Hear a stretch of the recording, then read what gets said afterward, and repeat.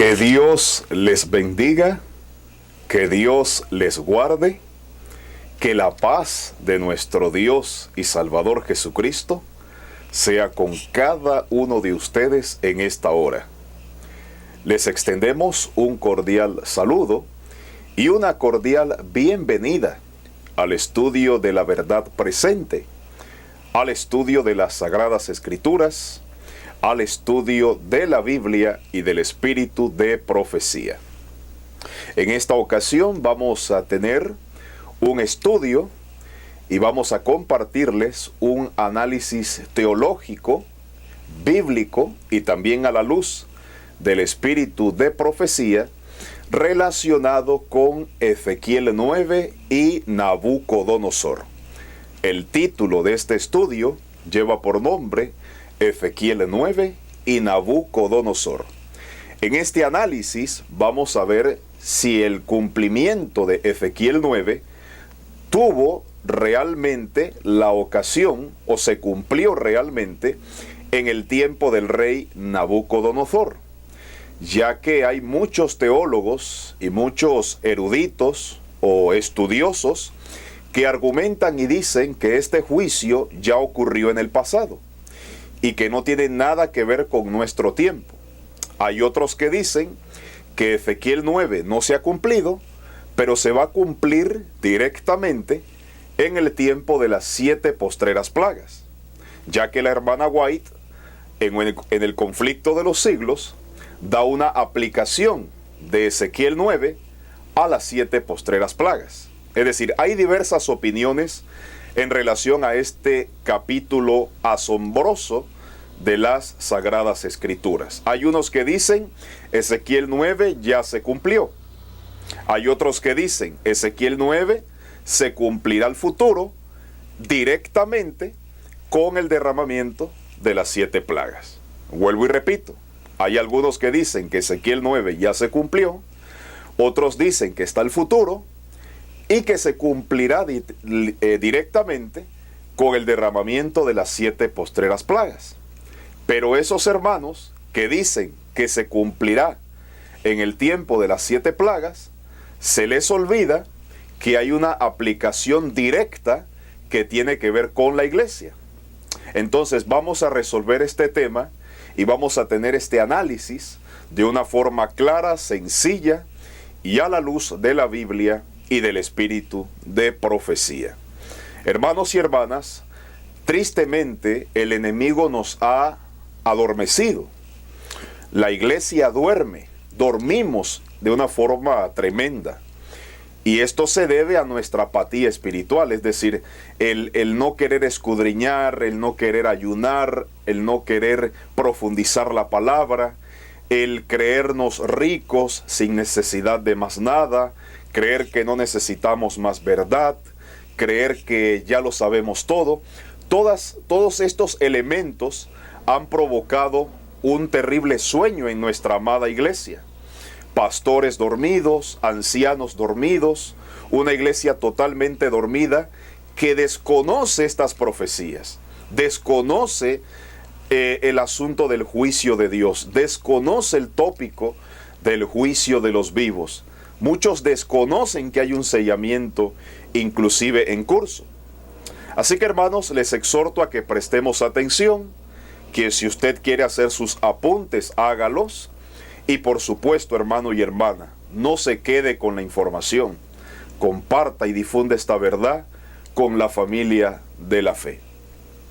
Antes de desarrollar el tema y antes de la oración, siempre les exhortamos en el amor de Cristo a que si desean estudios, si desean audios, si desean seminarios, tratados o PDFs, nos pueden escribir al número telefónico que está allí en la pantalla. Escríbanos vía WhatsApp y con mucho gusto le entregaremos y le podemos compartir todo el material disponible. Si usted quiere apoyar este ministerio, seremos muy agradecidos de que lo haga.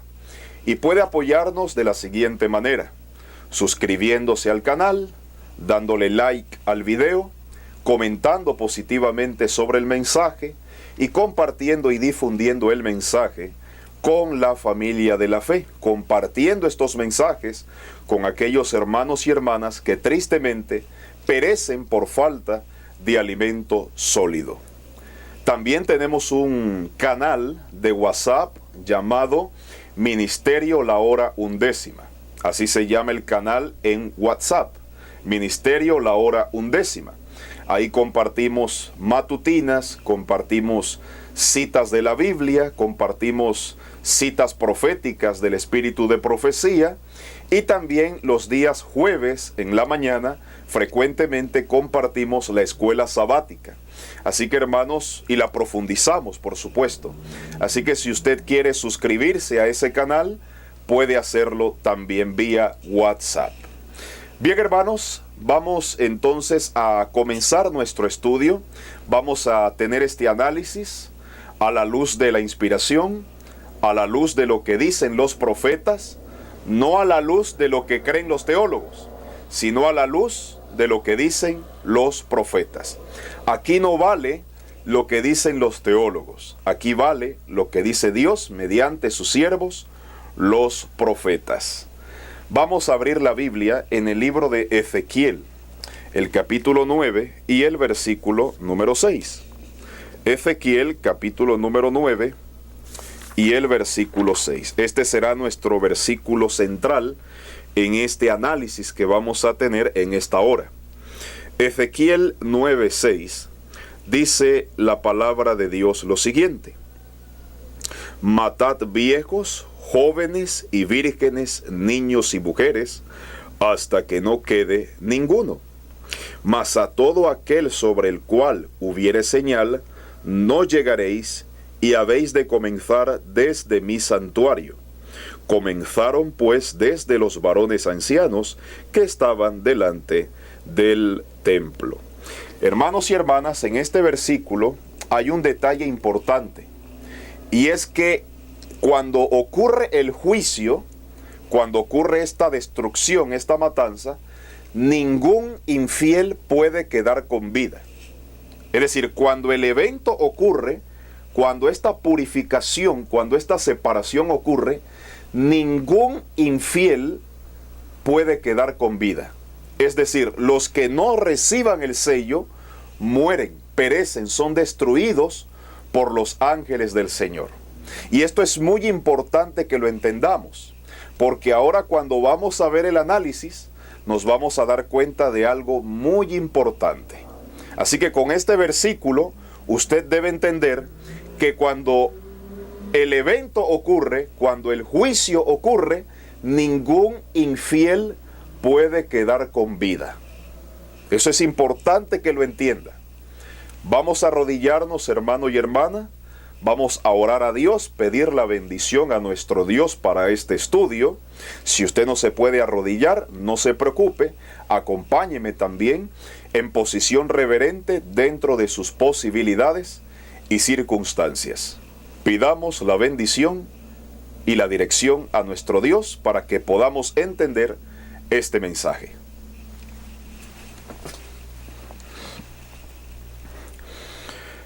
Bendito Dios y bendito Padre que está en el cielo, santificado, glorificado y alabado sea su nombre por toda la eternidad. Muchas gracias, bendito Dios, por darnos nuevamente la oportunidad de estudiar su palabra. Arranque el prejuicio de nosotros y la autosuficiencia. Arranque de nosotros el orgullo laodicense, Señor.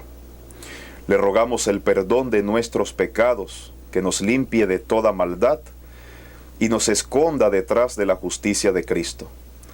Ayúdenos, oh Dios, a vencer el pecado antes que la gracia termine.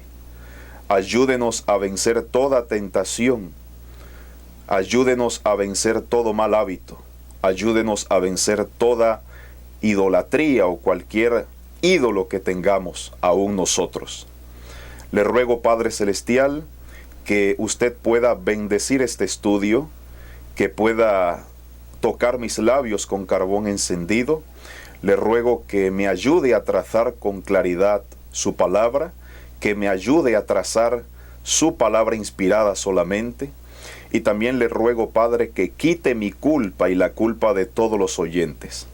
Que su Santo Espíritu nos enseñe la verdad en esta hora, esta solemne verdad presente que tiene que ser predicada en su pueblo. Le rogamos que bendiga a todos los hermanos y hermanas que tomarán el tiempo de ver y oír este mensaje. Gracias, Padre Celestial, por escucharnos. Esto lo rogamos y lo pedimos en el nombre poderoso y sagrado de Cristo Jesús. Amén y amén.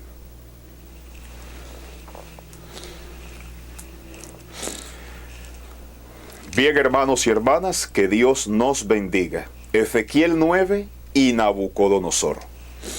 Quiero tomar un ejemplo de uno de los grandes héroes de la fe, o uno de los grandes pregoneros de justicia, Noé. Y usted me dirá, ¿qué tiene que ver Noé con esto? No tiene quizás que ver nada, aunque tiene mucho que ver también en un aspecto.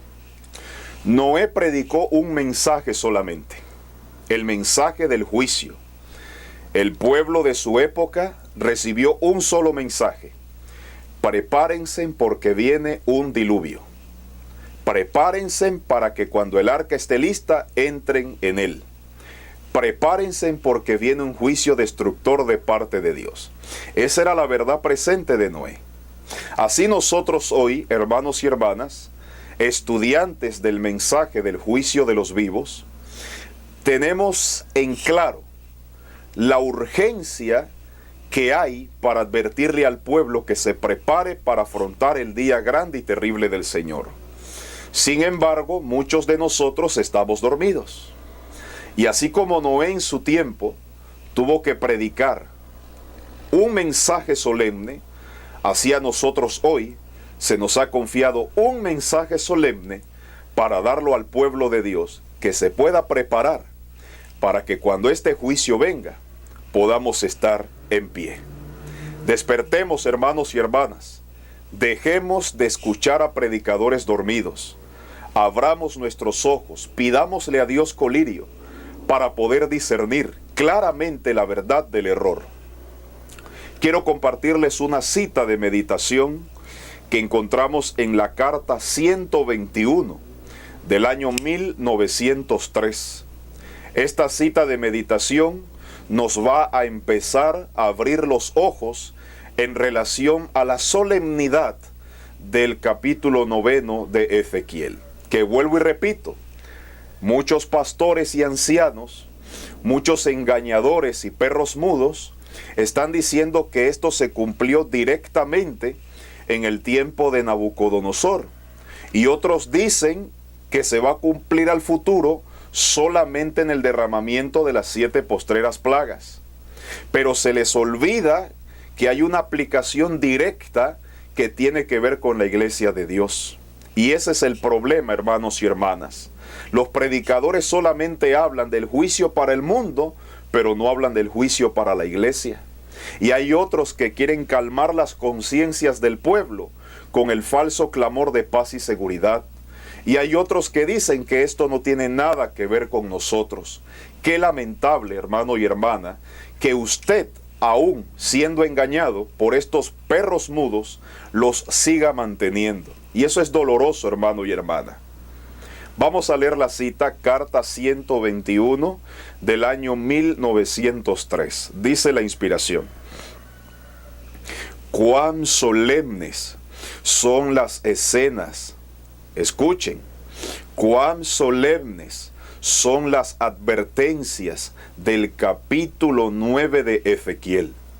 Estas advertencias señalan realidades severas que pronto se cumplirán. ¡Wow, hermano!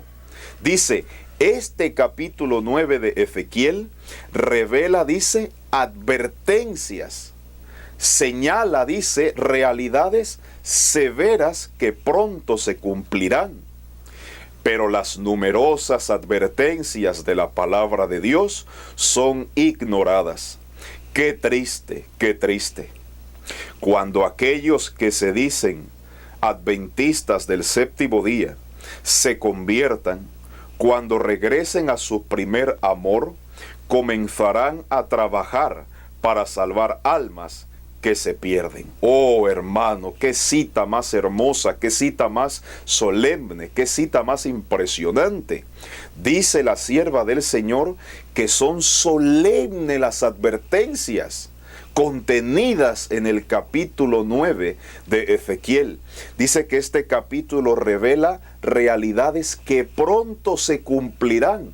Tiempo futuro, es decir, tiempo futuro, pronto se cumplirán.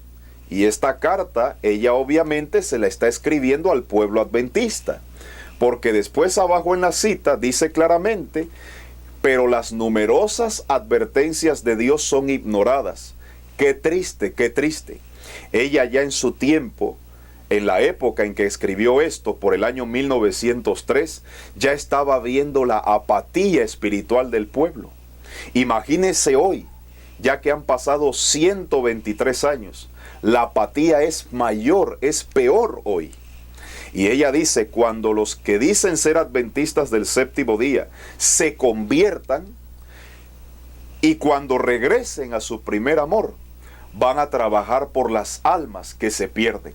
Es decir, cuando realmente nos convirtamos y entendamos la solemnidad de lo que nos espera, cuando entendamos realmente qué es lo que viene para el pueblo de Dios, vamos a reavivarnos y a reformarnos y vamos a trabajar con amor y por amor y vamos a trabajar por esas almas que se pierden. Aún dentro del pueblo de Dios hay miles y miles de hermanos que están pereciendo por falta del alimento a tiempo. Hermano y hermana, despertemos por amor a Cristo. Dejemos de oír a hombres no inspirados. Vayamos a la fuente inspirada siempre para poder tener la completa verdad del cielo. Hermanos, dice la cita que este capítulo revela eventos que pronto se cumplirán. Es decir, tiempo futuro, no tiempo pasado. Es decir, ya esta cita nos está empezando a abrir los ojos de que este evento es futuro, no pasado. Pero igual vamos a resolver algunas citas que pueden prestarse para mal interpretación o para malos entendidos. Vamos entonces a ver en este tema, de forma sencilla, si Ezequiel 9 se cumplió en Nabucodonosor o en ese tiempo. Vamos a ver el cumplimiento directo de esta profecía, a quién se le aplica directamente esta profecía, y vamos a ver la aplicación indirecta que la hermana White dio en el conflicto de los siglos en relación a Ezequiel 9, conectándolo con las 7 postreras plagas. Bien, hermanos, vamos a comenzar entonces nuestro análisis teológico. Y cuando digo análisis teológico, no es que hay que ser expertos en griego, ni en hebreo, ni en arameo. No es que hay que ser expertos en homilética, expertos en hermenéutica, no. Porque los siervos de Dios, dice que Dios escogió lo vil y menospreciado para avergonzar a los sabios. Es decir, aún una persona que nunca estudió puede ser un instrumento poderoso en la mano de Dios para llevar la verdad pura, no adulterada. Este montón de teología y este montón de comentaristas y este montón de eruditos, lo que han hecho es empañar la palabra de Dios, mezclarla con sus propias opiniones, mezclar el excremento humano que vienen siendo las ideas privadas con la solemne palabra de Dios. Y esta diversidad de teólogos, de comentaristas y eruditos han empañado la palabra del Eterno. Entonces, cuando yo hablo de análisis teológico, es simplemente ver lo que la inspiración dice, texto en contexto, un poquito aquí, otro poquito allá, repasando la historia, repasando con cuidado y analizando con cuidado los versículos, para no cometer errores y no enseñar lo que la palabra no enseña. Es decir, no enseñar lo que Dios no ha revelado. Así que análisis teológico es simplemente escudriñar y profundizar la palabra a la luz de lo que dicen los profetas, no a la luz de los comentaristas, no a la luz de los teólogos y no a la luz de los falsos eruditos. Vamos a ver el primer punto en este análisis y vamos a ver la escena del segundo libro de las Crónicas, el capítulo 36. En el segundo libro de las Crónicas, el capítulo 36, hay una matanza que se llevó a cabo en Jerusalén en el tiempo de Nabucodonosor, de la cual muchos agarran para decir que Ezequiel 9 ya se cumplió en ese lugar. Pero a estos hermanos se les olvida un detalle. Vamos a leer el segundo libro de las Crónicas, el capítulo 36 y los versículos 15 al versículo 20. El segundo libro de las Crónicas, capítulo 36, versículos 15 al 20. Ahí está en sus pantallas. La palabra de nuestro Dios dice de la siguiente manera. Repito una vez más. Segundo libro de las Crónicas, capítulo 36, versículos 15 al 20. Dice la palabra del Señor. Y el Señor, el Dios de sus padres, envió a ellos por medio de sus mensajeros, levantándose de mañana y enviando, porque él tenía misericordia de su pueblo y de su habitación. Mas ellos hacían escarnio de los mensajeros de Dios y menospreciaban sus palabras, burlándose de sus profetas, hasta que subió el furor del Señor contra su pueblo y no hubo ya remedio. Por lo cual trajo contra ellos al rey de los caldeos, que mató a espada sus jóvenes en la casa de su santuario, sin perdonar joven, ni doncella, ni viejo, ni decrépito, todos los entregó en sus manos. Asimismo, todos los utensilios de la casa de Dios, grandes y chicos, los tesoros de la casa del Señor, y los tesoros del rey y de sus príncipes, todo lo llevó a Babilonia. Y quemaron la casa de Dios y rompieron el muro de Jerusalén y consumieron al fuego todos sus palacios y destruyeron todos sus vasos preciosos. Y aquí viene el versículo 20, que es el versículo clave. Los que escaparon de la espada, repito nuevamente, los que escaparon de la espada fueron llevados cautivos a Babilonia, y fueron siervos de él y de sus hijos hasta que vino el reino de Persia. Hermanos y hermanas, en esta escena vemos una terrible matanza que se llevó a cabo en Jerusalén en el tiempo del rey Nabucodonosor. Es decir, no podemos negar que hubo una matanza en Jerusalén. El detalle es que Ezequiel capítulo 9, versículo 6, dice que no podía quedar ninguno, salvo solamente los que tuvieran el sello. Vemos aquí en el versículo número 20 que hubieron escapados de la espada. En segunda de Crónicas 36, 20, dice que hubo escapados de la espada que fueron llevados cautivos a Babilonia. Es decir, no murieron. Sobrevivieron esa matanza y fueron llevados cautivos a Babilonia. Pero cuando leemos Ezequiel 9:6, dice: matad viejos, jóvenes, vírgenes, niños y mujeres, hasta que no quede ninguno. Es decir, vuelvo y repito, que aquellos que no reciben el sello dentro del pueblo de Dios perecen, no queda ninguno con vida. Los infieles que no son sellados, todos mueren cuando el evento ocurre. Entonces aquí tenemos una inconsistencia ya, porque en segunda de Crónicas 36, versículo 20 dice que hubieron escapados de la espada.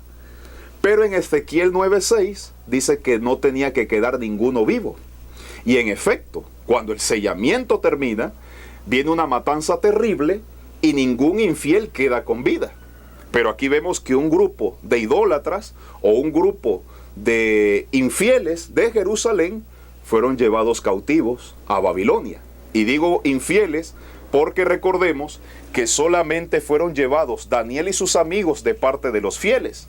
Pero hubo un montón de idólatras que fueron llevados a Babilonia. Un montón de gente que estaba violando la ley de Dios, que fueron llevados cautivos a Babilonia y que no murieron por la espada de Nabucodonosor. Entonces, ¿hubo una matanza en el tiempo de Nabucodonosor? Sí, pero quedaron fieles vivos, un pequeño remanente.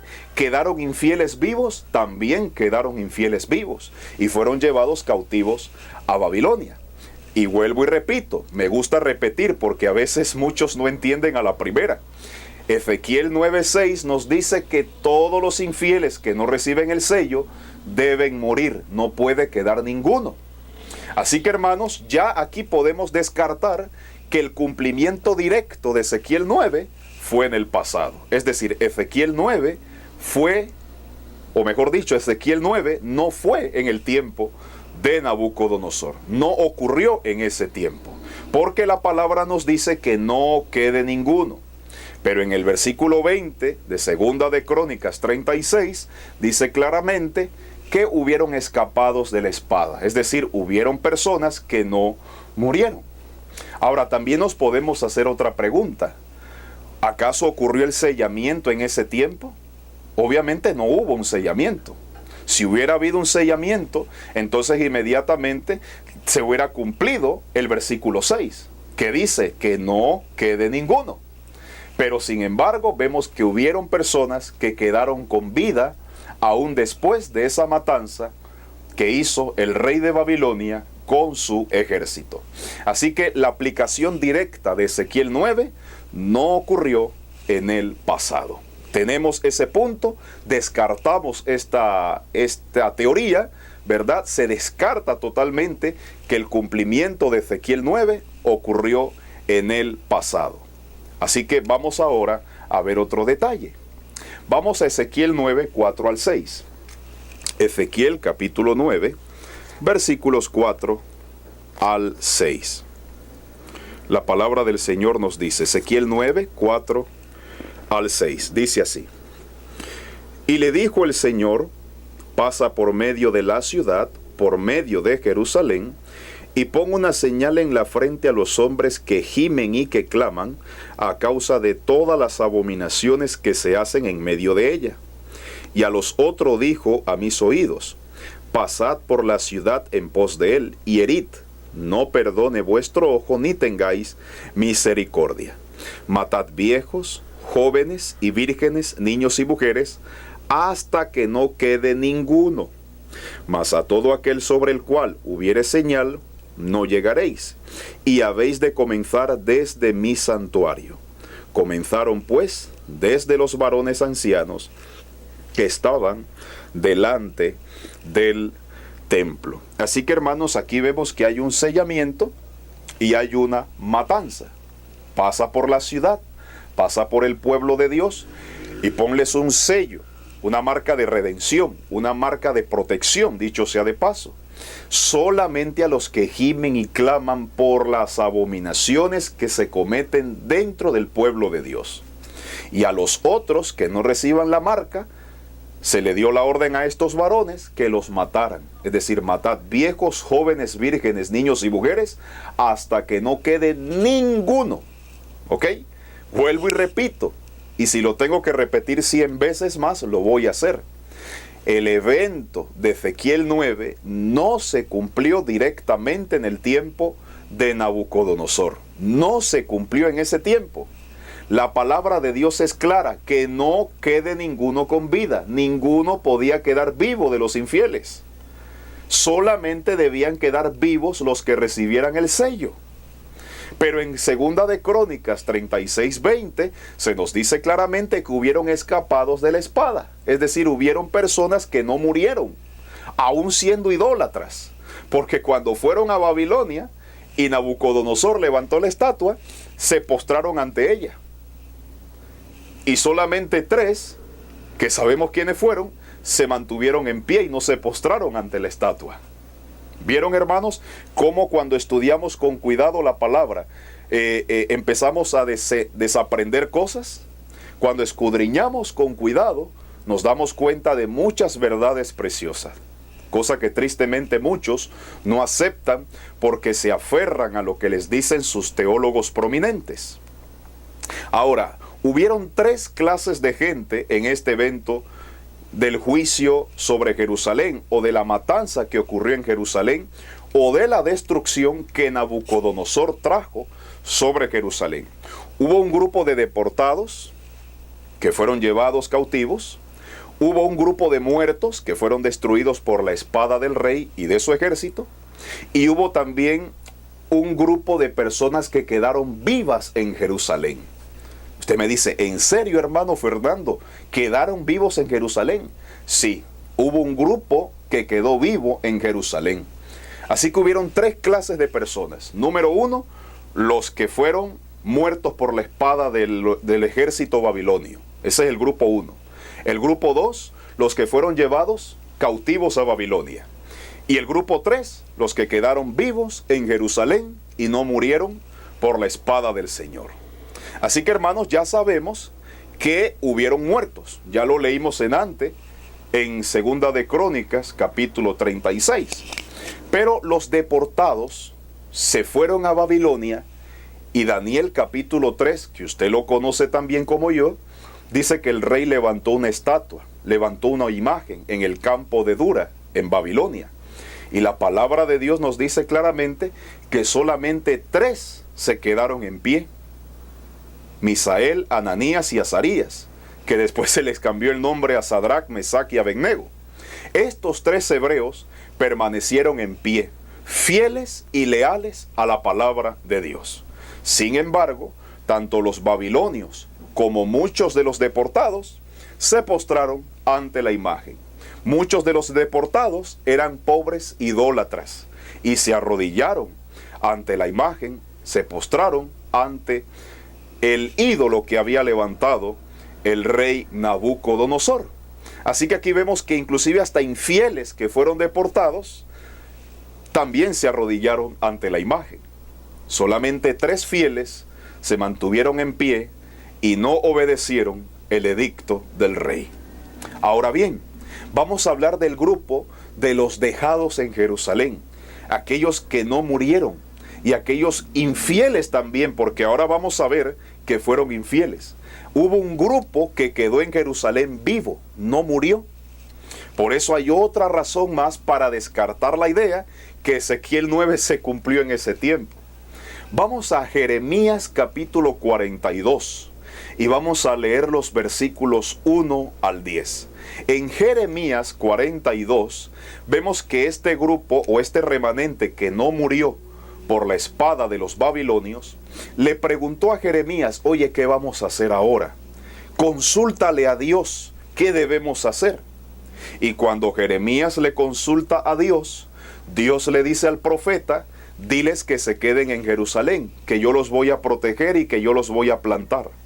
Sin embargo, la respuesta de estos infieles fue, mentira dices, Dios no te ha llamado, y se fueron para Egipto. Vamos a leerlo para que usted lo tenga claro y que usted vaya a su Biblia también. Jeremías capítulo 42, versículos 1 al 10. Dice así, Jeremías 42, 1 al 10. Y vinieron todos los capitanes de la gente de guerra, y Johanán, hijo de Carea, y Jesanías, hijo de Osaías, y todo el pueblo, desde el menor hasta el mayor, y dijeron al profeta Jeremías, sea acepta nuestra súplica delante de ti, y ora por nosotros al Señor tu Dios por todo este remanente, pues muchos hemos quedado. Pues de muchos hemos quedado unos pocos, como nos ven tus ojos, para que el Señor tu Dios nos enseñe camino por donde vayamos y lo que hemos de hacer. Y el profeta Jeremías les dijo, ya he oído, he aquí que voy a orar al Señor vuestro Dios, como habéis dicho, y será que todo lo que el Señor os respondiere, os lo declararé, y no os reservaré palabra. Y ellos dijeron a Jeremías, el Señor sea testigo entre nosotros de la verdad y de la lealtad, si no hiciéremos conforme a todo aquello por lo cual el Señor tu Dios te enviare a nosotros. Sea bueno o sea malo, a la voz del Señor nuestro Dios, al cual te enviamos, obedeceremos, para que, obedeciendo a la voz del Señor nuestro Dios, tengamos bien. Y aconteció que al cabo de 10 días vino palabra del Señor a Jeremías, y llamó a Johanán, hijo de Carea, y a todos los capitanes de la gente de guerra que con él estaban, y a todo el pueblo desde el menor hasta el mayor, y les dijo: así dice el Señor, Dios de Israel, al cual me enviasteis para presentar vuestras súplicas delante de él. Versículo 10: si os quedareis quietos en esta tierra, os edificaré y no os destruiré, os plantaré y no os arrancaré, porque arrepentido estoy del mal que os he hecho. Entonces, hermanos, aquí vemos la orden clara. Dios le dice al pueblo mediante Jeremías: quédense en Jerusalén, que yo los voy a plantar. ¿Y qué fue la respuesta del pueblo? En el siguiente capítulo está la respuesta. Pero hay algo que me llama la atención aquí, y es que este remanente que quedó en Jerusalén no eran fieles a Dios, eran fieles de boca nada más, porque ellos dijeron: todo lo que Dios te mande para que hagamos, lo vamos a obedecer. Sin embargo, cuando recibieron la orden de Dios mediante Jeremías, la respuesta fue la siguiente. Vamos a Jeremías capítulo 43, versículos 1 al 7. Jeremías 43, 1 al 7. Dice la palabra de Dios lo siguiente: y aconteció que como Jeremías acabó de hablar a todo el pueblo todas las palabras del Señor su Dios, esto es, todas las palabras por las cuales el Señor su Dios le había enviado a ellos, dijo Azarías, hijo de Osaías, y Johanán, hijo de Carea, y todos los varones soberbios dijeron a Jeremías: mentira dices, no te ha enviado el Señor nuestro Dios para decir: no entréis en Egipto a peregrinar allí, sino que Baruc, hijo de Nerías, te incita contra nosotros para entregarnos en mano de los caldeos, para matarnos y para hacernos transportar a Babilonia. No obedeció pues Johanán, hijo de Carea, y todos los capitanes de la gente de guerra y todo el pueblo. Y la voz del Señor para quedarse, dice, no obedecieron y todo el pueblo a la voz del Señor para quedarse en tierra de Judá, sino que tomó Johanán, hijo de Carea, y todos los capitanes de la gente de guerra, a todo el remanente de Judá, que había vuelto de todas las naciones a donde habían sido echados, para habitar en tierra de Judá, a hombres y mujeres y niños, y a las hijas del rey, y a toda alma que Nabuzaradán, capitán de la guardia, había dejado con Gedalías, hijo de Ahicam, hijo de Safán, al profeta Jeremías, y a Baruc, hijo de Nerías. Y entraron en tierra de Egipto porque no obedecieron la voz del Señor, y llegaron hasta Tafnes. ¡Wow, hermano y hermana! Tremenda declaración. Estos que quedaron en Jerusalén eran infieles también y quedaron vivos. No murieron con la espada del rey de Babilonia. Hubieron otros que fueron llevados cautivos y ya sabemos que muchos de ellos también eran idólatras. Se postraron ante la imagen.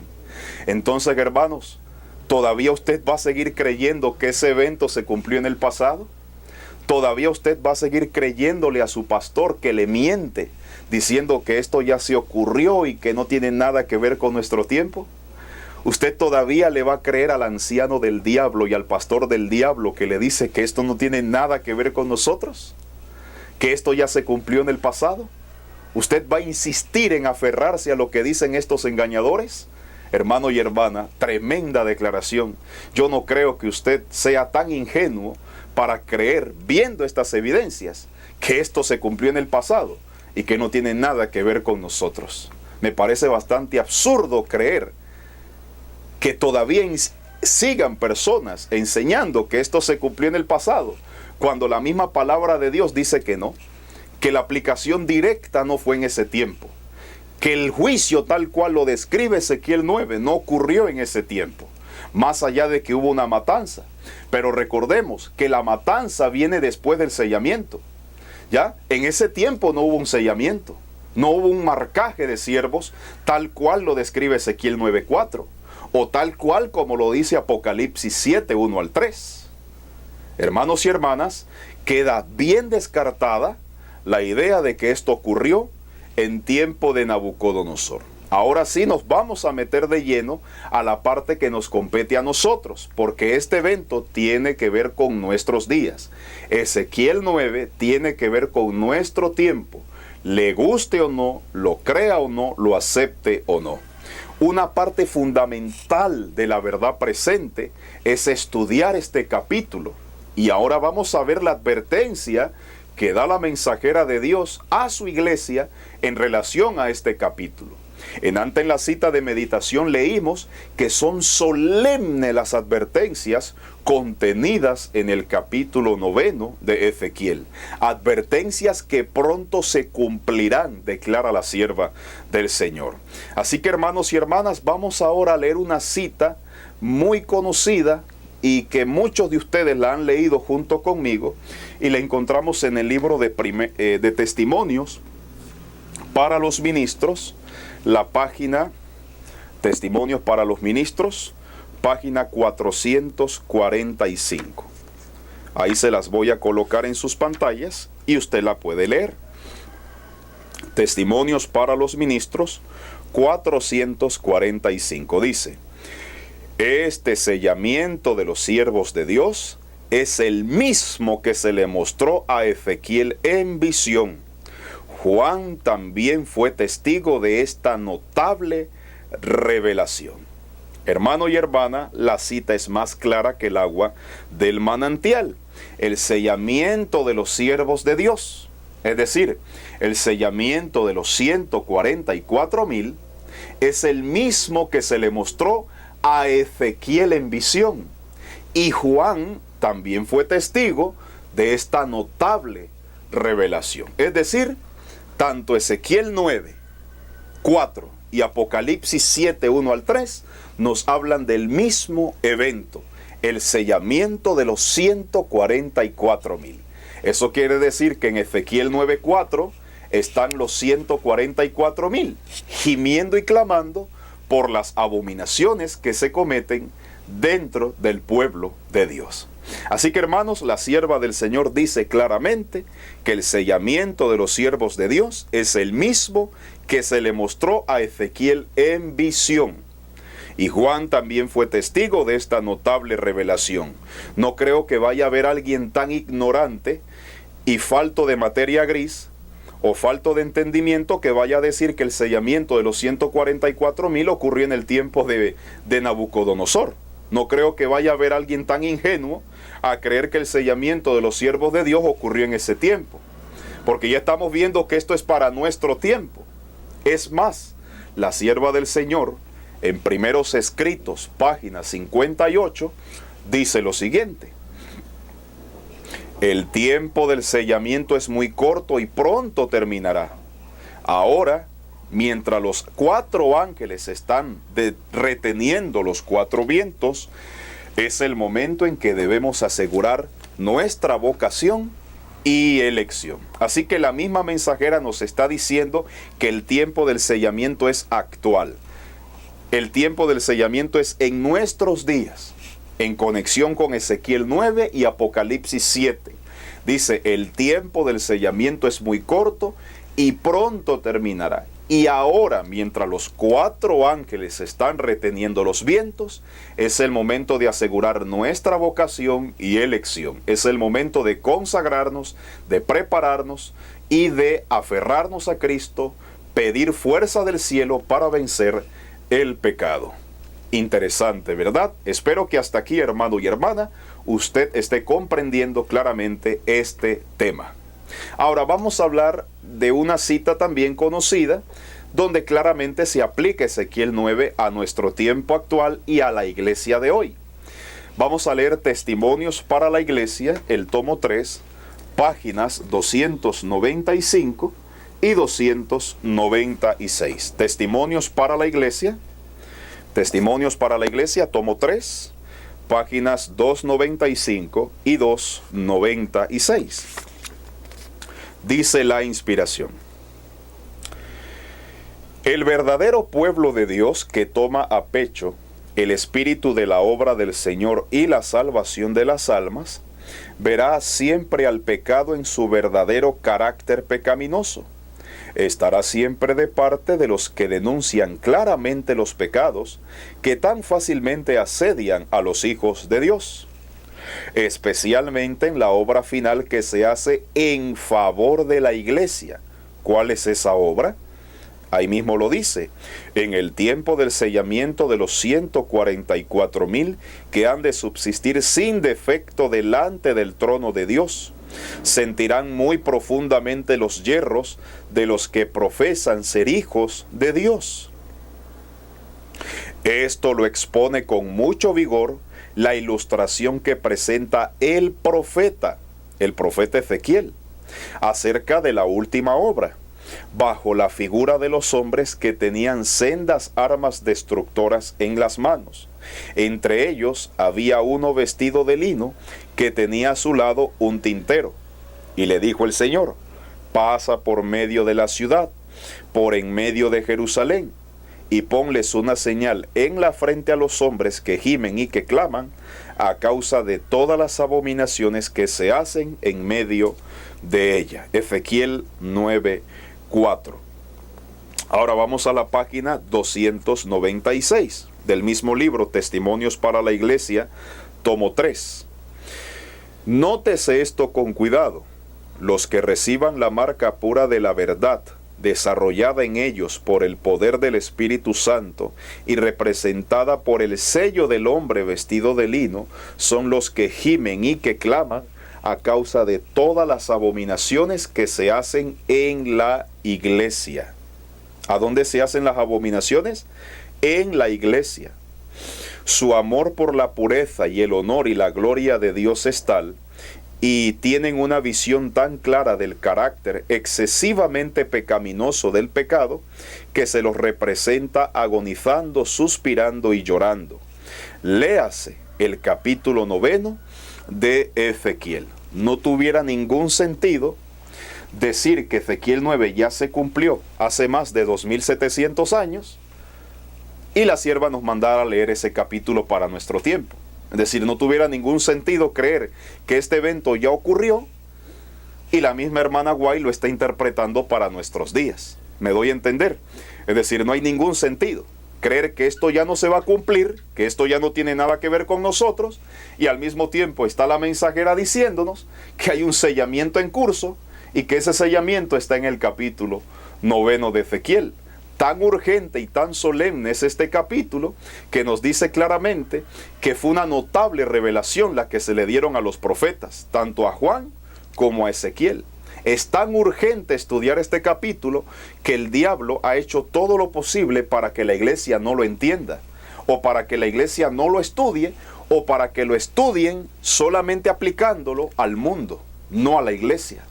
La aplicación directa de este evento tiene que ver directamente con la iglesia, valga la redundancia.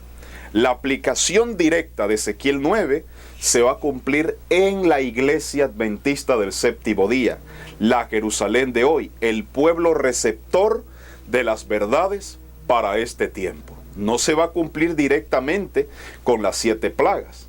Y sí, el conflicto de los siglos da una aplicación, pero es una aplicación indirecta, no una aplicación directa.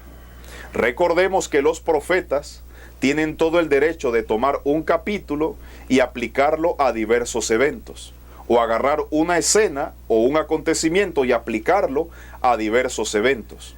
Les voy a poner un punto puntual o un evento puntual o un tema puntual. El tema de las 10 vírgenes.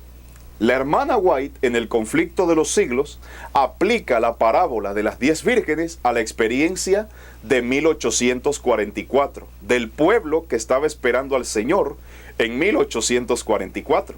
Es decir, la hermana White aplica la parábola de las 10 vírgenes a 1844. Pero en palabras de vida del gran maestro, la misma mensajera de Dios aplica esa parábola a nuestros días, al tiempo de hoy, a la iglesia que está esperando la venida del Señor. a la iglesia de Dios hoy. Entonces, la hermana White, como mensajera inspirada, como profeta, tiene todo el derecho de dar distintas aplicaciones a diversos pasajes de la Biblia. Entonces, hay una aplicación directa que se va a cumplir en la iglesia y hay una aplicación indirecta que se va a cumplir en el mundo, se va a cumplir en Babilonia, cuando el fuerte pregón termine y cuando la gracia termine para el mundo. Ahora bien, vamos a ver la aplicación directa para la iglesia. Vamos a leer Testimonios para la Iglesia, el volumen 5, la página 196. Vamos a ver la aplicación directa para la iglesia. Testimonios para la Iglesia, tomo 5, página 196. La inspiración dice lo siguiente. Testimonios, tomo 5, 196. Aquí vemos que la iglesia, nótese, la aplicación para la iglesia, el santuario del Señor, era la primera en sentir los golpes de la ira de Dios. Los ancianos, aquellos a quienes Dios había brindado gran luz, que se habían destacado como guardianes de los intereses espirituales del pueblo, habían traicionado su cometido. Habían asumido la actitud de que no necesitamos esperar milagros, ni la señalada manifestación del poder de Dios como en tiempos anteriores. Los tiempos han cambiado. Estas palabras fortalecen su incredulidad y dicen: el Señor no hará bien ni mal. Es demasiado misericordioso para castigar a su pueblo. Así el clamor de paz y seguridad es dado por hombres que no volverán a elevar la voz como trompeta para mostrar al pueblo de Dios sus transgresiones y a la casa de Jacob sus pecados. Estos perros mudos que no querían ladrar son los que sienten la justa venganza de un Dios ofendido. Hombres, jóvenes y niñitos, todos perecen juntos. Repito la frase final. Hombres, jóvenes y niñitos, todos perecen juntos. Recordemos Ezequiel 9:6. ¿Qué nos dice Ezequiel 9:6? Que no quede ninguno. Es decir, cuando los 144,000 son sellados, todos los demás infieles de la iglesia que no son sellados van a morir por la espada del Señor. Otro detalle importante es que el juicio de Ezequiel 9 no lo realizan ejércitos paganos. El juicio de Ezequiel 9 lo realizan los ángeles del Señor, los segadores, según Mateo 13. Son estos varones con armas de destrucción, son ángeles, no son seres humanos. Entonces es importante que usted también tenga eso en mente, porque cuando usted escucha la palabra varón, le da la impresión de que son seres humanos o hombres. No. Recordemos que a Daniel también se le mostró al ángel bajo la figura de un varón. Usted puede leer Daniel capítulo 12 especialmente, donde dice que se le presenta un varón a Daniel. Ese varón era un ángel. Es decir, la palabra varón y ángel son sinónimos dependiendo del contexto de la profecía donde se está tratando. Así que no limitemos la expresión varón a un hombre literal, también son ángeles. Así que un varón es un ángel. En Ezequiel 9, los varones que tienen armas de destrucción son ángeles, hermanos y hermanas. Son seres angelicales, no son hombres carnales como nosotros. Esta matanza la lleva a cabo Dios con sus ángeles, no con un ser humano. Porque los ángeles deben determinar quién tiene el sello y quién no lo tiene. Y aunque la marca de redención es literal, aunque no visible a los ojos humanos, es una marca que el ángel destructor puede ver y el ángel destructor puede identificar. Es decir, los ángeles pueden ver quién tiene el sello y quién no lo tiene. Y por eso ejecutan este juicio sin injusticia. Es decir, esta matanza no es injusta, es una matanza justa, porque los que mueren son infieles, son idólatras, son pecadores no arrepentidos, son personas que no quisieron aceptar el clamor del cielo, que rechazaron el mensaje del juicio, que se volvieron al vómito, insistieron en pecar contra Dios, fueron partícipes de la mundanalidad, se apartaron de la justicia, se aferraron al mundo, no quisieron ser reformados, no quisieron reavivarse. Entonces, hermanos, la inspiración nos dice que la iglesia, el santuario del Señor, será la primera en sentir los golpes de la ira de Dios. Esta cita de Testimonios tomo 5 está en perfecta armonía con Primera de Pedro 4:17, que nos dice que el juicio comienza por la casa de Dios. La primera en sentir la justa venganza de un Dios ofendido va a ser la iglesia de Dios, la iglesia adventista. ¿Por qué? Porque es la que tiene más luz. Otro detalle, hermano y hermana, y sáquese esa idea de la cabeza, sáquese ese concepto erróneo, es que la iglesia y el mundo serán juzgados al mismo tiempo. Eso es totalmente absurdo y contrario a la inspiración. La iglesia y el mundo no serán juzgadas al mismo tiempo. Primero la iglesia pasará por un juicio y más adelante el mundo también pasará por un juicio. Entonces, hermanos, la inspiración no falla. Ezequiel 9 se cumplirá directamente en nuestra iglesia, en nuestro tiempo, en un futuro no muy lejano. Ahora bien, vamos a leer otras citas más de la misma sierva del Señor para afianzarnos sobre la roca sólida de la verdad profética, para entender que este evento es para nuestro tiempo y que se cumplirá literalmente, no simbólicamente. Yo no he visto en ninguna parte de la Biblia una matanza simbólica o un juicio simbólico de parte de Dios. El diluvio fue literal, la destrucción de Sodoma y Gomorra fue literal, un ángel mató literalmente a 185,000 asirios. Es decir, la Biblia no nos habla de matanzas simbólicas ni de juicios simbólicos. Nos habla de juicios literales, de matanzas literales. Las 7 postreras plagas que le van a caer a Babilonia son literales. Entonces, todos los eventos son literales, pero los pastores del diablo dicen que esto es simbólico. No todos los demás juicios fueron literales, pero el juicio de Ezequiel 9 es simbólico. ¿Usted haya relevancia y concordancia en eso? ¿Le parece sensato ese planteamiento? ¿Le parece correcto ese planteamiento de creer que todos los juicios de Dios son literales, excepto Ezequiel 9? Hermanos, es un absurdo, es totalmente ridículo pensar que todos los juicios de Dios son literales, menos Ezequiel 9. Totalmente absurdo, no tiene ningún sentido. Vamos a leer 2 citas que la sierva del Señor escribió. Una de ellas está en la carta 31A de 1894. Repito, carta 31A del año 1894. Si usted quiere estas citas inéditas, escríbame también al WhatsApp y yo se las puedo regalar. Y más adelante, si usted quiere el PDF, también me lo puede pedir y yo se lo voy a entregar sin ningún problema.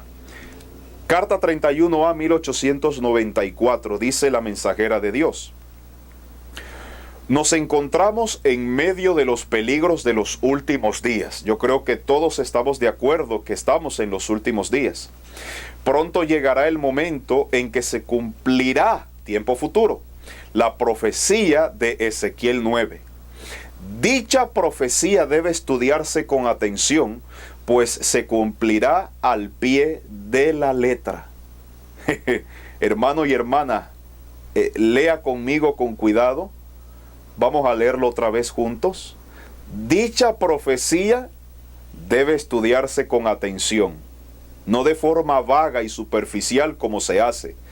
Debe estudiarse con atención, pues se cumplirá al pie de la letra. Hermano querido y hermana querida que estás viendo este tema y que estás abriendo los ojos y que estás despertando junto conmigo, dice la inspiración que esta profecía debe estudiarse con atención. Ahora yo le pregunto a usted, mi hermano y mi hermana que se congrega los sábados, yo le pregunto, ¿se está estudiando este capítulo en la iglesia adventista del séptimo día? ¿Se está estudiando este capítulo? ¿O será que este capítulo el diablo le ha puesto un candado para que no se estudie?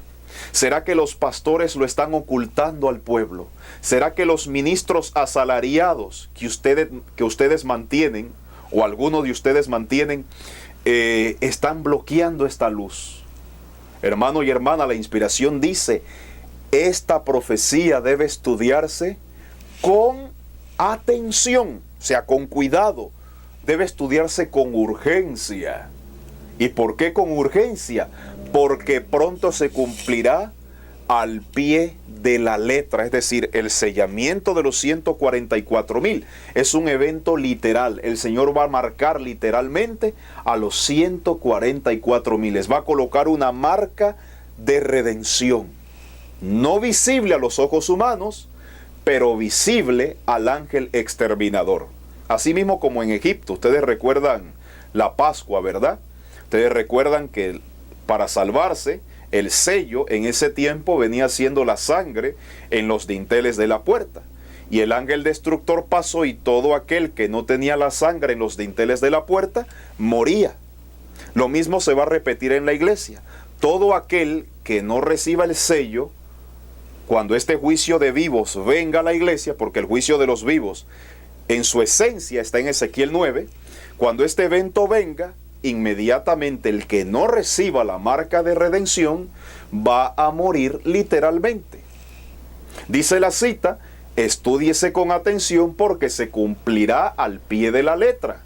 Hermano y hermana, por eso yo no puedo, conociendo este mensaje, yo no puedo entretenerlo a usted, hermano. Yo no puedo hablarle de otra cosa, yo no puedo decirle amor y paz. Yo no puedo decirle que todo está bien. Yo no puedo decirle que lo que viene es color de rosas. No, mi querido hermano y hermana, lo que viene es un juicio a su pueblo. El trigo y la cizaña pronto serán separados literalmente, así como el agricultor terrenal separa literalmente el trigo de la cizaña en el campo. Este juicio va a venir y me corresponde a mí como centinela, como atalaya del Señor, como laico misionero de este mensaje de verdad presente, advertirle a usted y a todo el pueblo adventista a que se prepare para este evento. Me corresponde a mí advertirle al pueblo que se prepare para este evento. Muy pocos estamos claros de lo que va a ocurrir. Muy pocos, o mejor dicho, la mayoría de nosotros, porque me incluyo también, la mayoría de nosotros no tenemos claro lo que viene para el pueblo de Dios. Entonces, hermanos, nosotros estamos pereciendo por falta de alimento a tiempo. Estamos dormidos de una forma profunda y tristemente seguiremos así mientras nos sigan entreteniendo sábado tras sábado en nuestros templos. La pregunta es, ¿usted va a seguir manteniendo a esta gente que lo está engañando? Y esto es importante porque Dios anhela, desea que esta verdad avance. Y tiene que avanzar, mi querido hermano. Por eso yo le exhorto a que nos apoye difundiendo esta verdad con la familia de la fe. Comparta sin demora estas verdades. No se quede con la información, difúndala. Yo sé que muchos la van a rechazar porque están engañados por sus pastores. Pero yo sé también que hay almas sinceras que deben oír esta luz, deben escuchar este mensaje y deben prepararse. Y dejemos de estar escuchando a predicadores famosos. Yo no he visto a ningún predicador famoso de la iglesia adventista que dicen ser de verdad presente hablando de este evento. Y los que lo hablan solamente lo aplican al tiempo de las plagas. Y ahora vamos a explicar por qué no se cumple directamente Ezequiel 9 en el tiempo de las plagas. Entonces lo aplican todo para el mundo, porque dicen, el mundo es el digno de recibir los juicios de Dios. Solamente el mundo pagano, los paganos, son los únicos dignos de ser castigados. Ajá, ¿y la iglesia? ¿Y la iglesia no va a ser castigada? ¿La iglesia no va a ser juzgada primero? ¿La iglesia no va a pasar por un terrible juicio? ¿No estamos leyendo que esto se cumplirá al pie de la letra? ¿No estamos leyendo que la obra final en favor de la iglesia es el sellamiento de los 144,000? ¿Que esto se le reveló a Ezequiel y a Juan? ¿No hemos leído ya la inspiración de que esto no se cumplió en el pasado y que va a venir para la iglesia? Sin embargo, hermano y hermana, yo espero que pueda despertarse. Sin embargo, hay algunos que insisten y se aferran a lo que le dicen sus pastores famosos. Qué lamentable que usted siga escuchando a estos predicadores dormidos que lo van a llevar a la ruina y a la perdición.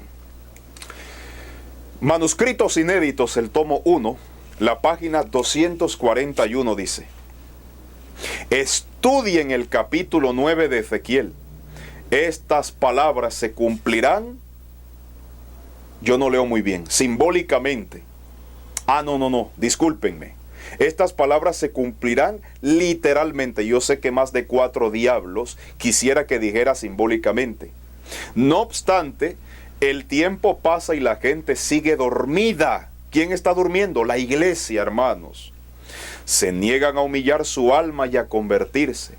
El Señor no será paciente mucho más tiempo con quienes les fueron reveladas tan grandes y solemnes verdades, pero que se niegan a llevar estas verdades a su experiencia individual. El tiempo es corto, Dios está llamando. ¿Escucharán su voz ustedes? ¿Recibirán su mensaje? ¿Se convertirán antes de que sea demasiado tarde? Pronto, muy pronto, cada caso quedará decidido para la eternidad. ¡Wow, hermano! ¡Qué cita más impresionante! La sierva de Dios me está diciendo que yo debo leer, pero no solamente leer, sino estudiar el capítulo 9 de Ezequiel. Ahí hay 2 eventos trascendentales: el sellamiento de los 144,000 y la matanza de los infieles que no recibirán el sello de Dios.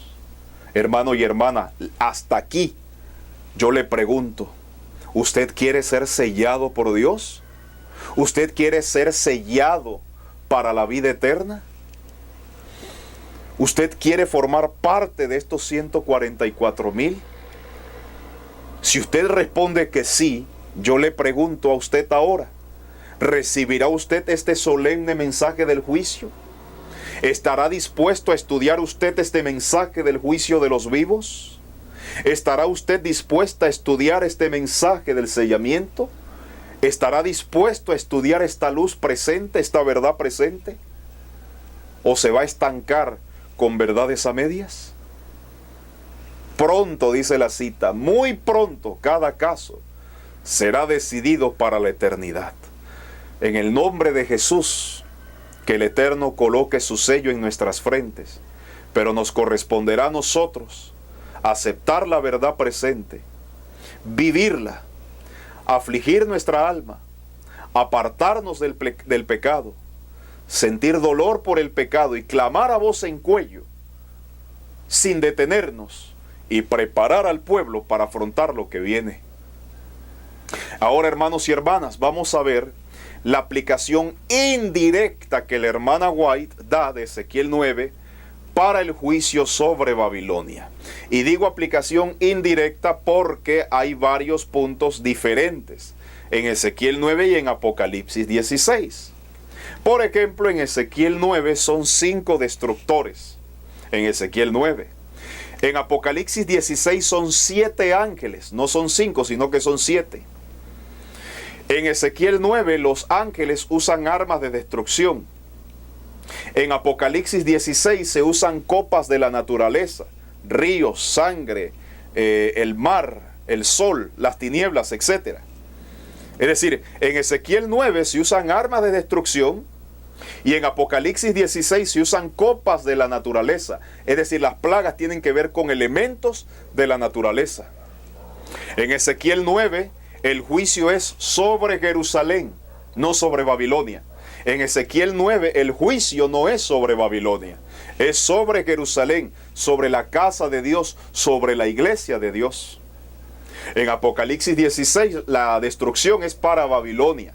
Y yo creo que todos vamos a estar claros que una cosa es Jerusalén y otra cosa es Babilonia, no es lo mismo. ¿Ya? Entonces, Ezequiel 9, la hermana White lo aplicó directamente, indirectamente, al tiempo de las plagas, porque el punto en común entre Ezequiel 9 y Apocalipsis 16 es la destrucción del impío. Es decir, el punto en común en Ezequiel 9 y Apocalipsis 16 es la destrucción del impío. Tanto en Jerusalén, en la iglesia, el impío será destruido. y en Babilonia el impío será destruido. Por eso la hermana White aplica indirectamente Ezequiel 9 al evento de las plagas. Pero la aplicación directa tiene que ver con la iglesia adventista, no con Babilonia. Y yo creo que todos vamos a estar claros que la iglesia adventista del séptimo día no es Babilonia.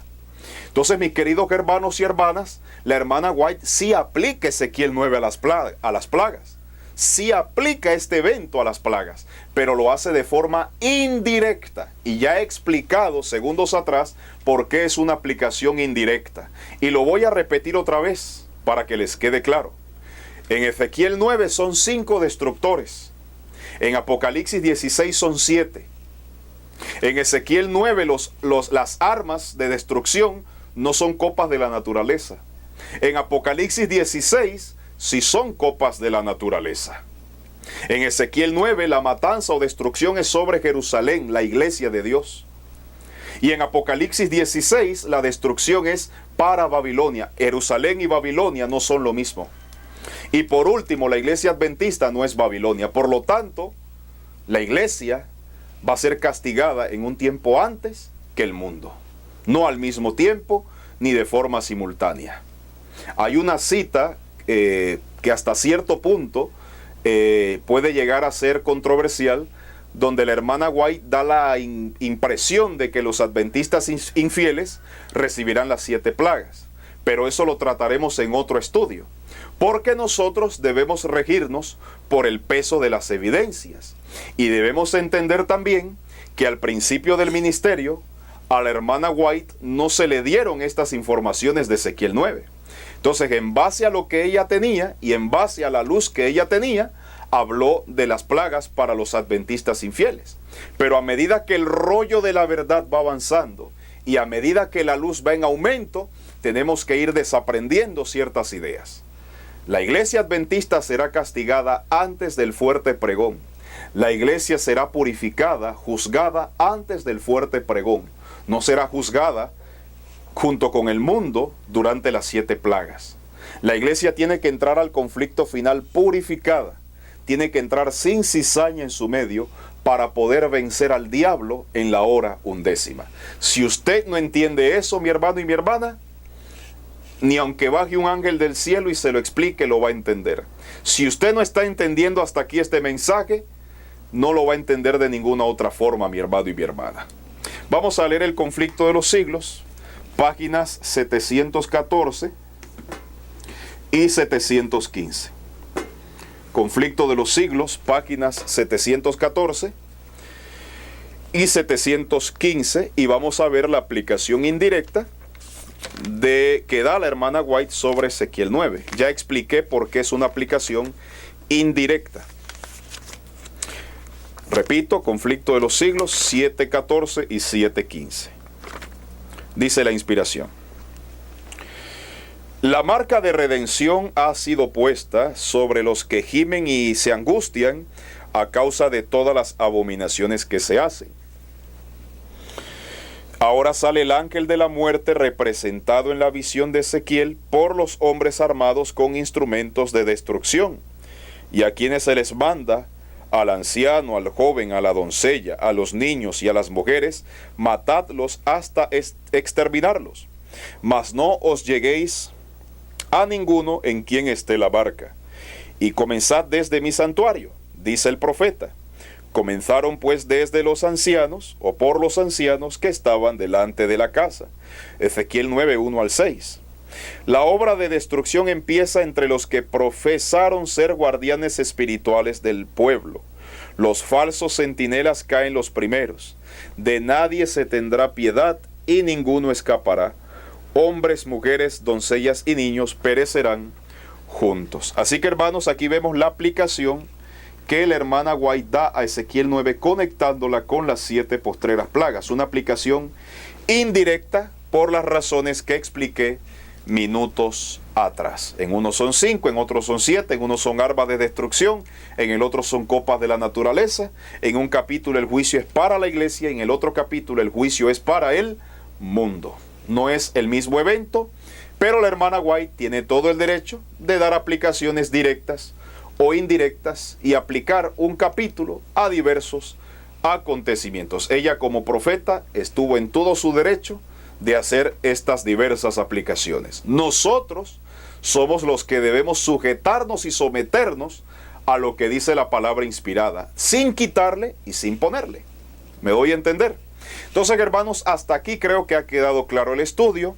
Creo que ha quedado el tema bien claro. Creo que han entendido que ya esto no se cumplió en el pasado. En tiempo de Nabucodonosor, eso no se cumplió. Hubieron deportados, hubieron escapados de la espada, hubieron infieles que se quedaron vivos en Jerusalén en ese tiempo. Así que eso no se cumplió en esos días. La profecía dice que no quede ninguno. Cuando directamente esta matanza ocurra, los infieles de la iglesia serán destruidos. Los que no tengan el sello, cuando este juicio venga, los que no tengan la marca de redención, todos perecerán juntos. Ya lo leímos en Testimonios, tomo 5, página 196. Dice, todos perecen juntos. Y en el conflicto de los siglos, la aplicación indirecta que es para el mundo, para Babilonia, también lo mismo va a pasar. Las plagas van a traer una gran destrucción a la tierra, las plagas van a traer gran devastación sobre la tierra, y los primeros que van a ser destruidos por las plagas serán los infieles, pastores falsos de esas iglesias apóstatas, y todos esos líderes falsos ecuménicos que le dijeron al mundo que eso es mentira, lo del fuerte pregón, y que no le hagan caso, ¿verdad? Porque van a haber pastores y líderes de otras iglesias y de otras religiones que se van a oponer al fuerte clamor y van a decir paz y paz, y muchas almas van a aceptar ese falso clamor, van a quedarse en Babilonia, no van a salir de Babilonia y van a ser destruidos por las plagas. Hermano querido y hermana querida, que Dios le bendiga mucho, es mi deseo y mi oración. Quiero terminar este estudio, este análisis teológico básico, sencillo y fácil, con una cita más que está en Joyas de los Testimonios. Joyas de los Testimonios, el tomo 2, la página 12. Joya de los Testimonios, tomo 2, página 12. Con esta cita cerramos el estudio. Repito, Joyas de los Testimonios, tomo 2, página 12. Dice: nuestro compasivo Redentor, previendo los peligros que rodearían a sus discípulos en este tiempo, les dio una amonestación especial.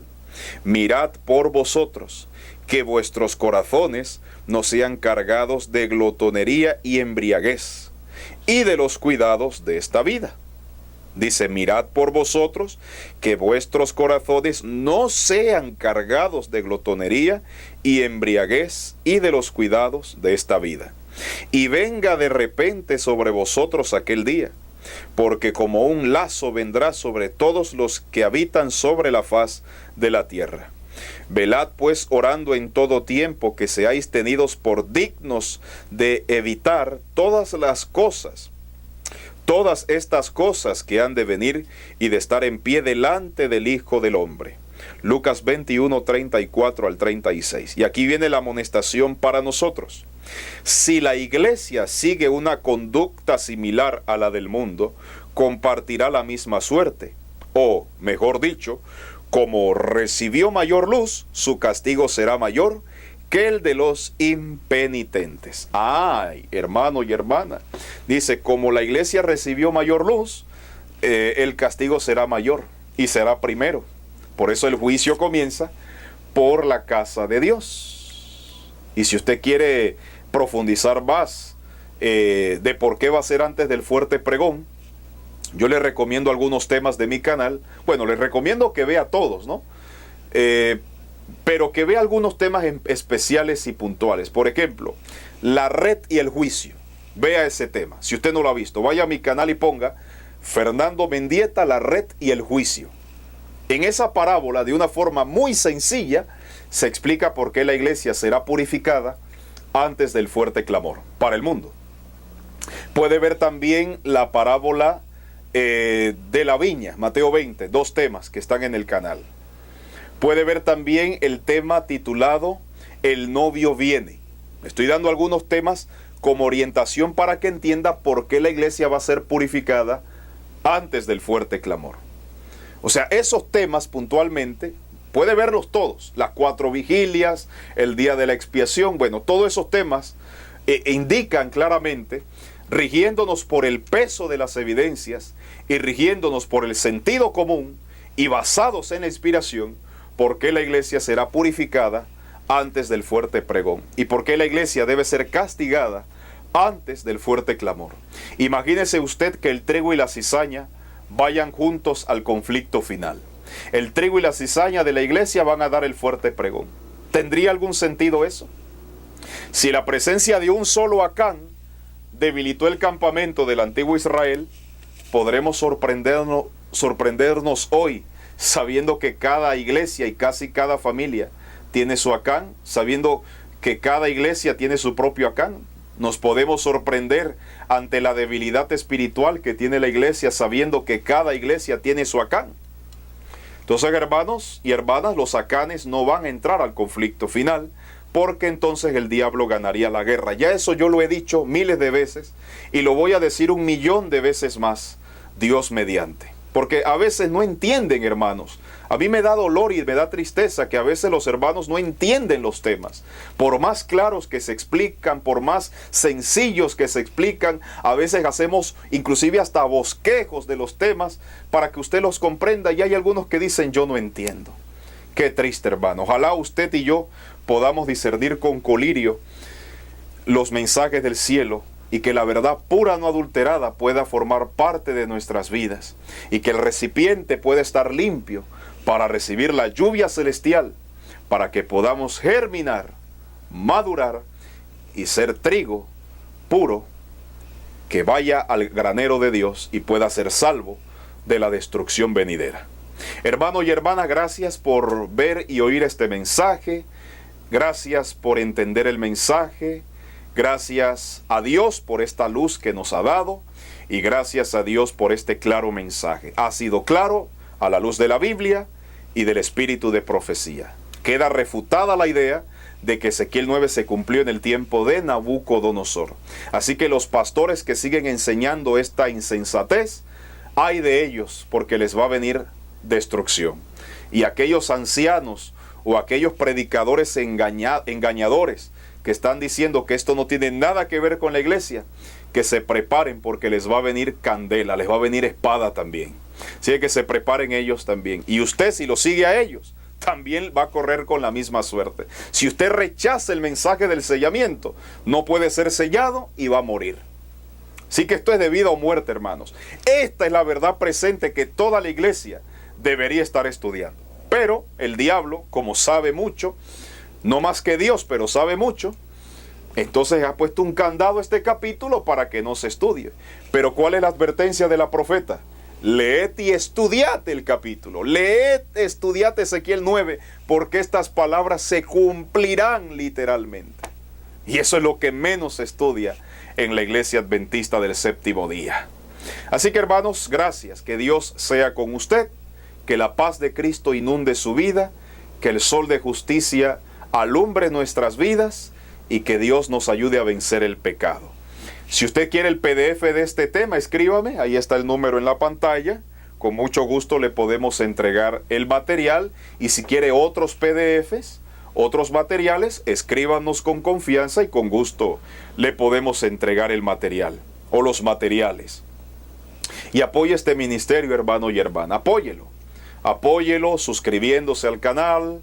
Apóyelo difundiendo el mensaje, dándole like, comentando positivamente y extendiendo con los grupos, con los hermanos, con los líderes, con todo lo que usted conozca. Extienda este mensaje para que ellos también puedan despertar. Y también para que la sangre de ellos no caiga sobre usted. Porque ahora que usted escuchó el mensaje, usted no puede quedarse con él. Usted tiene que llevarlo. Tiene que compartirlo.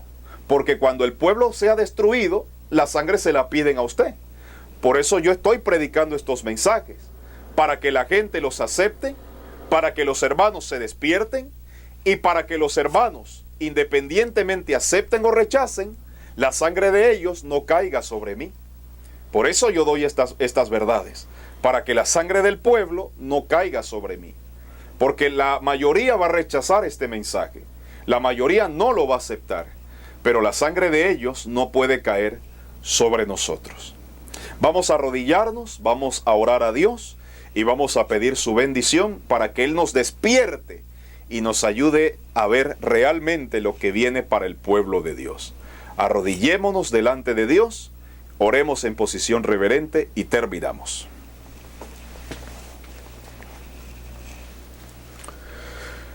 Padre eterno y bendito Dios, gracias por este solemne mensaje.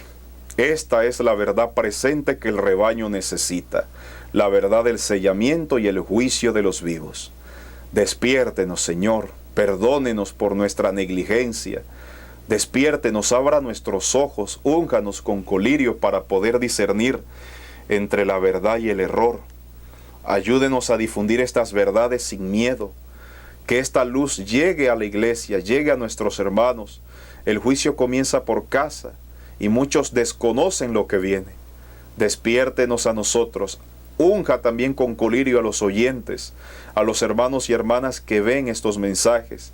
Arránquenos el prejuicio, el orgullo, la autosuficiencia y ayúdenos a someternos, aún así dice el Señor, a no quitar y a no poner, Señor. Anhelo con todo mi corazón que usted nos envíe su Espíritu para que nos enseñe la verdad siempre y que nos ayude a apartarnos de toda injusticia y de toda iniquidad. Purifique nuestras vidas, Señor, bendiga nuestras familias, bendiga su iglesia, tenga misericordia de los pastores que están engañando al pueblo, tenga misericordia de los ancianos que muchos están siendo también engañadores y tenga misericordia de aquellos supuestos eruditos que están hablando paz y seguridad. Tenga misericordia de ellos, Señor, y tenga misericordia de mí también. Esto se lo pido en el nombre poderoso y sagrado de Cristo Jesús. Amén y amén.